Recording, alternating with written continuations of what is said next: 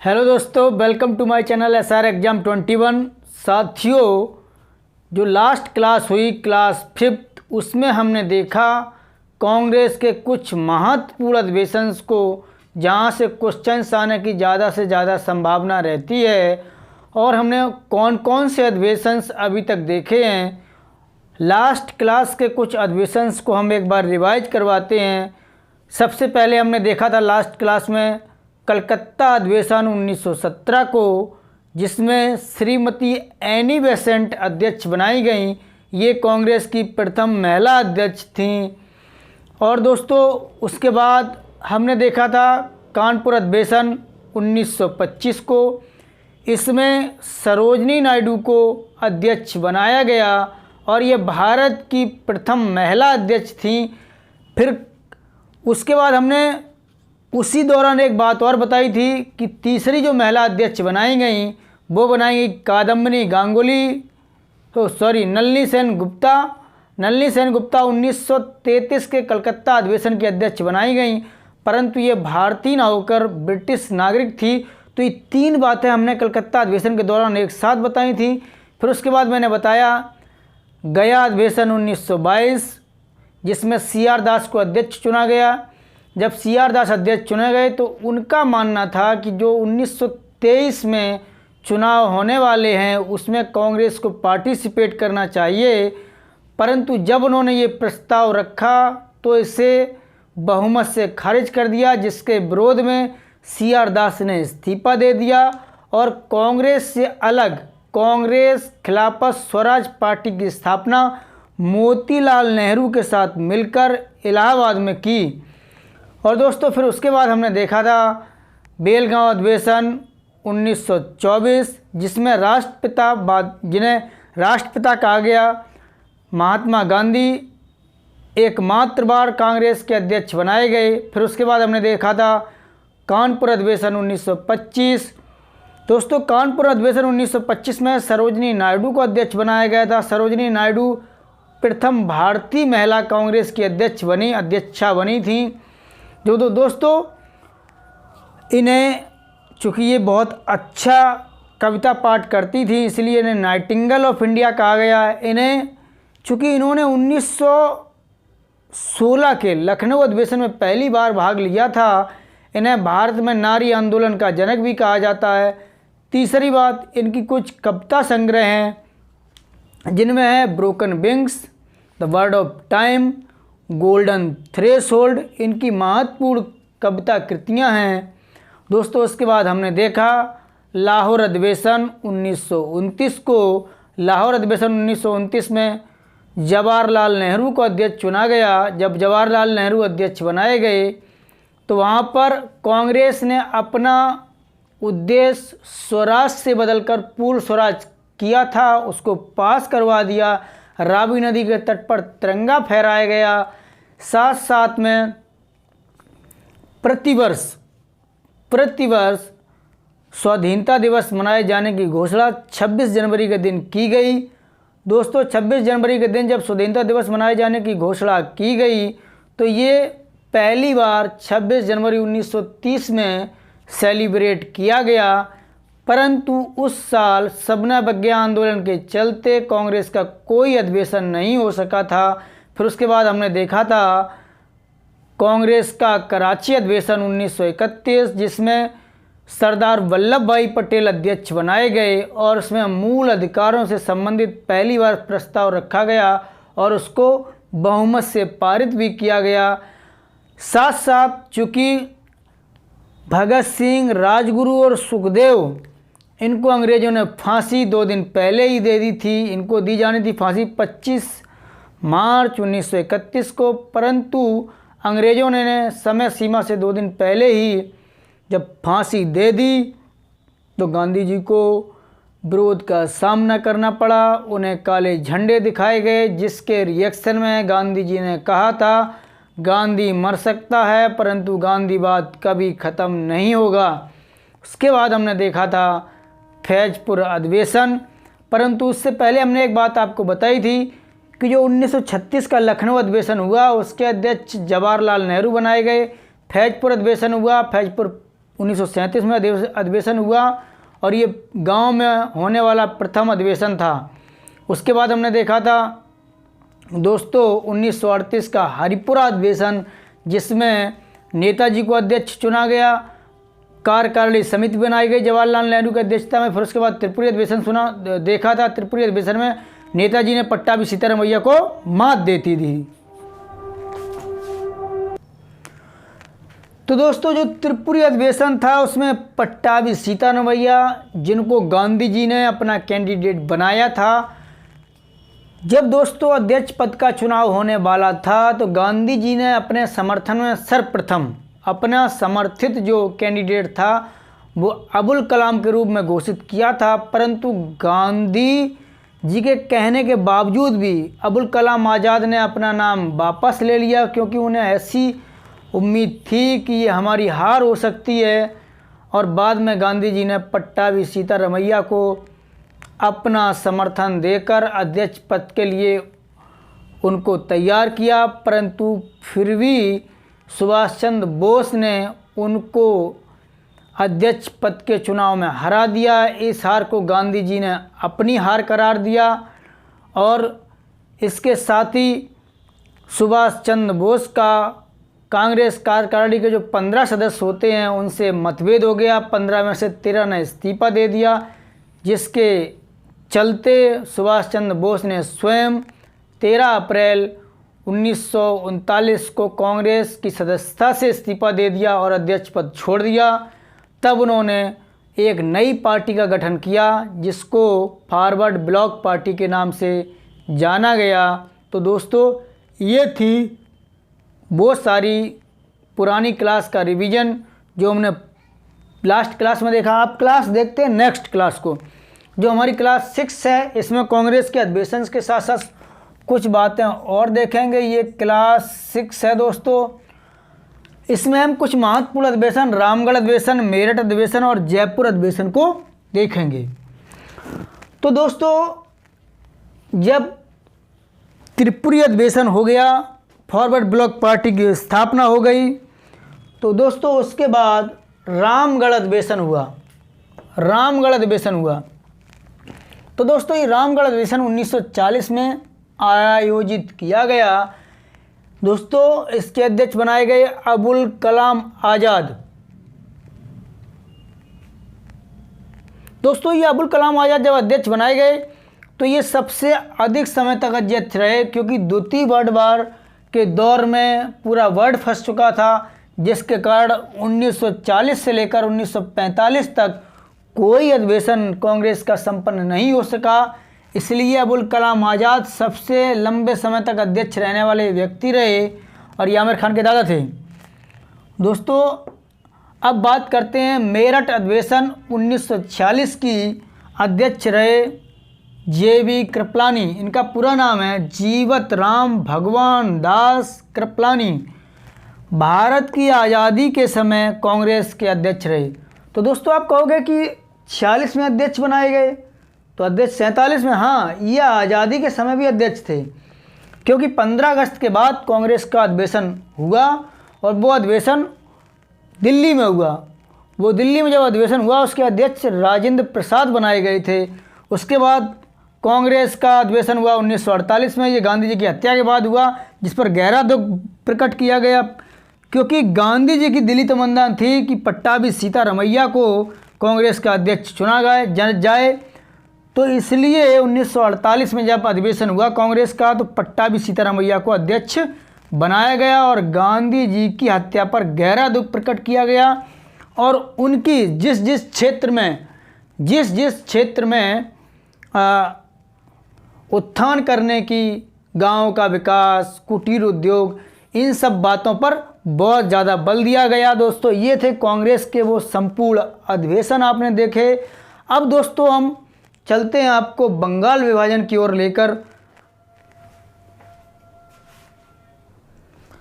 आइए दोस्तों बंगाल विभाजन को देखते हैं। बहुत महत्वपूर्ण टॉपिक है, यहाँ से क्वेश्चंस कई बार आते हैं, एग्जाम में देखने को मिलते हैं। आइए दोस्तों सबसे पहले देखते हैं कुछ वो निश्चित तिथियाँ जब बंगाल का विभाजन करने की घोषणा की गई, उसके विरोध में जो आंदोलन हुआ, कब लागू किया गया, कब प्रभावी हुआ और कब रद्द कर दिया गया। तो ये कुछ महत्वपूर्ण तिथियां हैं दोस्तों। सबको मालूम है बंगाल विभाजन 1905 में किया गया। तो दोस्तों जब बंगाल विभाजन की जो घोषणा की गई वो लॉर्ड कर्जन के द्वारा की गई, चूँकि तत्कालीन वायसराय लॉर्ड कर्जन था। इसने 20 जुलाई 1905 को विभाजन का निर्णय लिया। उसके बाद जब ये निर्णय हो गया, इसके विरोध में भारतीयों ने, जो बंगाल में भारतीय थे, उन्होंने 7 अगस्त 1905 को विभाजन के विरोध में एक आंदोलन चलाया जिसको स्वदेशी आंदोलन कहा गया। ये कलकत्ता के टाउन हॉल में चलाया गया था। इसके बाद 16 अक्टूबर 1905 को बंगाल विभाजन प्रभावी हुआ, अर्थात लागू हो गया।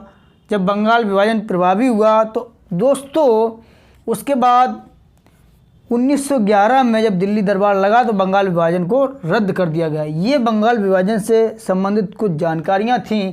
इनमें 2 महत्वपूर्ण टॉपिक सामने निकल के आए। एक तो बंगाल विभाजन का रद्द होना दिल्ली दरबार, और दूसरा स्वदेशी आंदोलन। इनको भी हम देखेंगे, लेकिन सबसे पहले देखते हैं बंगाल विभाजित करने की ज़रूरत अंग्रेज़ों को क्यों पड़ी। दोस्तों सबसे पहले ये जान लीजिए, जब बंगाल, अंग्रेज़ों ने कारण दिया कि बंगाल एक बहुत बड़ा क्षेत्र है और एक लेफ्टिनेंट को इसका प्रशासन चला पाना बहुत मुश्किल होता है, इसलिए अब बंगाल को विभाजित करके 2 भागों में बांट दिया जाएगा। 2 लेफ्टिनेंट गवर्नर बनाए जाएंगे। छोटे प्रांत होंगे, उनका प्रशासन लेफ्टिनेंट को चलाना आसान होगा। ये अंग्रेज़ों ने कारण दिया था। अर्थात अंग्रेज़ों ने जब बंगाल विभाजन किया तो उन्होंने इसका तत्कालिक कारण राजनीतिक ना बताकर प्रशासनिक बताया, जबकि वास्तविक कारण राजनीतिक था, क्योंकि बंगाल उस दौरान राष्ट्रीय चेतना का केंद्र बना हुआ था। अंग्रेज उसकी जड़ों को खोदना चाहते थे, राष्ट्रीय चेतना को दबाना चाहते थे। तो बंगाल विभाजन का वास्तविक कारण राजनीतिक था, क्योंकि बंगाल राष्ट्रीय चेतना का केंद्र बनता जा रहा था, इसलिए अंग्रेज उसको तोड़ना चाह रहे थे। परंतु अंग्रेज़ों ने कारण क्या दिया? बंगाल विभाजन का कारण दिया प्रशासनिक असुविधा। क्या दिया? प्रशासनिक असुविधा।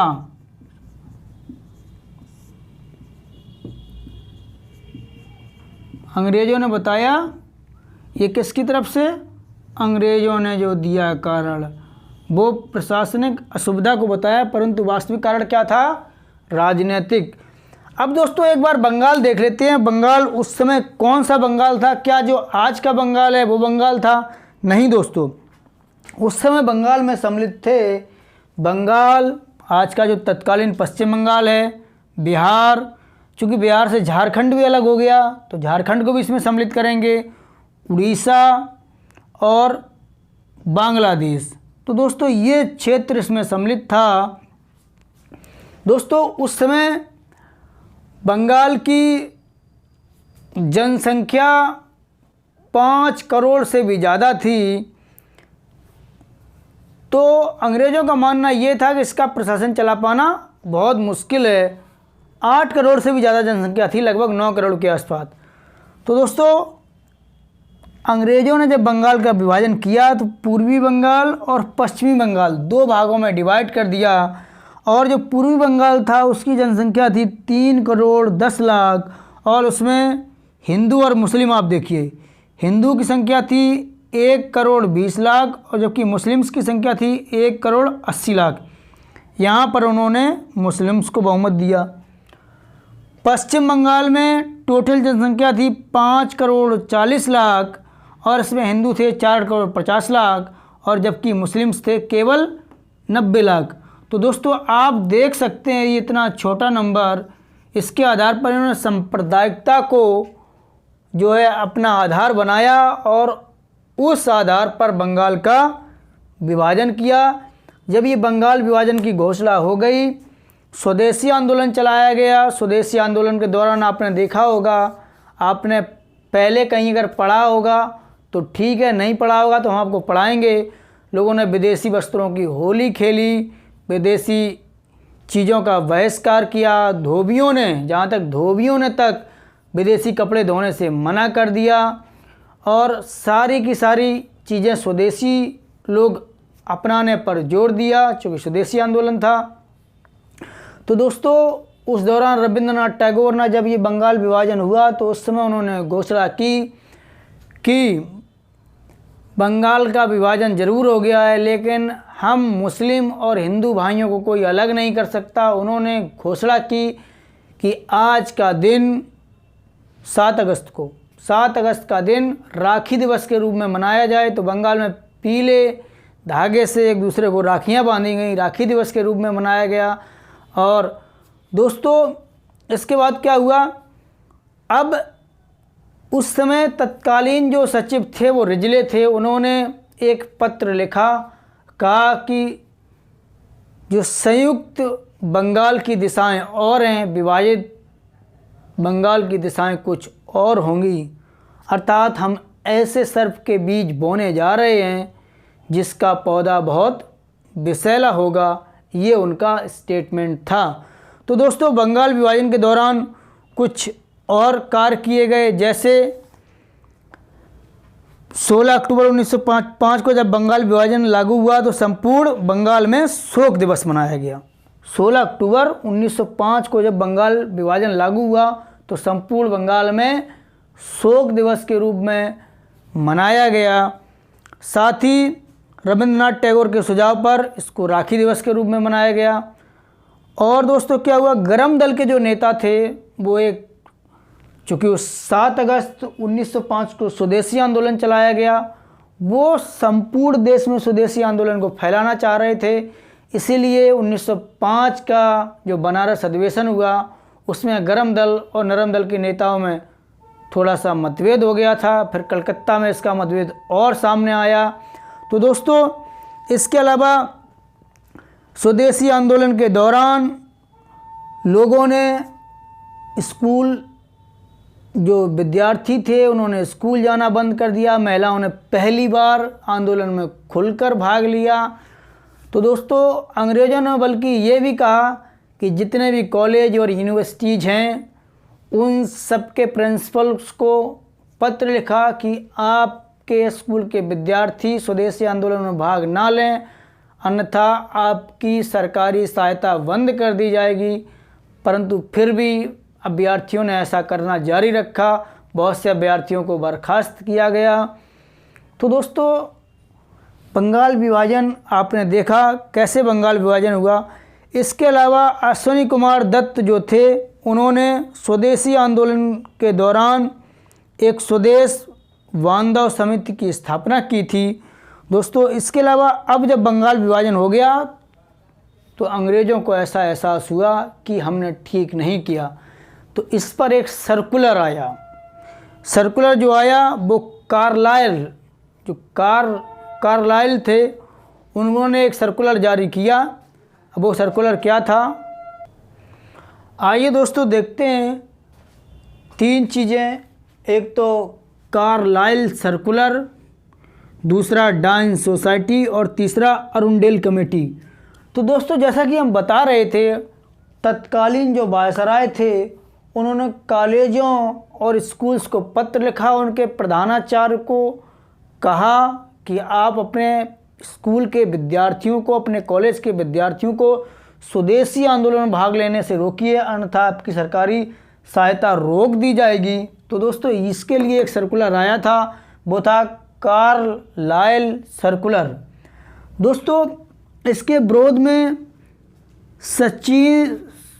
सतीश चंद्र मुखर्जी ने डांस सोसाइटी की स्थापना की और इन्होंने विद्यार्थियों को बहुत प्रोत्साहित किया स्वदेशी आंदोलन में भाग लेने के लिए, जिसके सचिव कौन थे, सतीश चंद्र मुखर्जी। तो दोस्तों इसके विरोध में बनाई गई डांस सोसाइटी। अब दोस्तों 1906 में जब लॉर्ड मिंटो द्वितीय वायसराय बनकर आ गए और वायसराय करजन चला गया, तो दोस्तों इन्होंने एक समिति बनाई राजनीतिक सलाह देने के लिए। अरुणडेल कमेटी के नाम से। ये जॉर्ज अरुणडेल वही अरुणडेल हैं दोस्तों जो आपको जो है एनी बेसेंट के साथ दिखाई देंगे। कब दिखाई देंगे? जब 1914 में हम पहुंचेंगे तो अरुणडेल उनका साथ देंगे। और दोस्तों ये थियोसॉफिकल सोसाइटी से भी जुड़े रहे हैं जॉर्ज अरुणडेल। तो लॉर्ड मिंटो द्वितीय ने राजनीतिक सलाह देने के लिए एक कमेटी बनाई जिसे जॉर्ज अरुणडेल कमेटी कहा गया। इस कमेटी ने बंगाल विभाजन रद्द करने की सिफारिश की। दोस्तों जब बंगाल विभाजन रद्द करने की सिफारिश की तो 1911 में जब दिल्ली दरबार लगाया गया तो बंगाल विभाजन को रद्द कर दिया गया। ये घोषणा लॉर्ड हार्डिंग द्वितीय के द्वारा जॉर्ज पंचम की ओर से की गई थी। तो दोस्तों ये था बंगाल विभाजन। आपको कैसी लगी क्लास? यदि आपको क्लास पसंद आई हो तो चैनल को लाइक करें, सब्सक्राइब करें, शेयर करें। दोस्तों मिलते हैं एक नए वीडियो के साथ।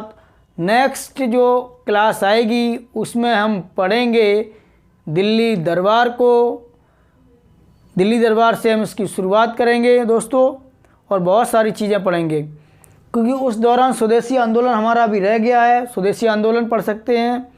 उसके अलावा जब हम एक साथ सारे राजनीतिक सुधार तो हम एक साथ देखेंगे। जो भारत में सुधार हुए हैं वो एक साथ देखेंगे, चाहे वो मार्ले मिंटो सुधार हो या चेम्सफोर्ड सुधार हो। जितने भी चार्टर आए हैं उनको हम एक साथ देखेंगे दोस्तों। और उसके बाद हम धीरे धीरे आगे की ओर बढ़ेंगे। और आगे बढ़ते हुए हम बंग आंदोलन पढ़ चुके हैं। बंग के बाद हम पढ़ेंगे अब